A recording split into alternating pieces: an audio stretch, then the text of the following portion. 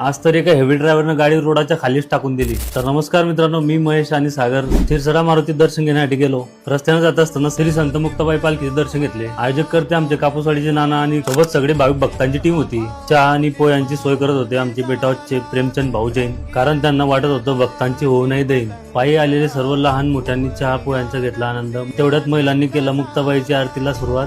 पालखीमध्ये श्री विठ्ठल आणि मुक्ताबाई विराजमान झालेल्या होत्या आणि आरती म्हणत असताना सर्वांच्या टाळ्या जोरात वाजत होत्या. लहान मुलीच्या रूपात जसं काही मुक्ताबाई तिथंच होत्या. एकमेकांना गंध लावून पालखी निघाली मुक्ताईनगरच्या दिशेला. भक्तिभावाने श्रद्धा ठेवलेली फळ मिळव त्यांच्या आशेला. श्री साईबाबा मंदिर जामटेतून दिंडी सोहळा निघाली. मोठ्या उत्साहात आणि आनंदात पहा मित्रांनो, दिंडी सोहळा निघाली.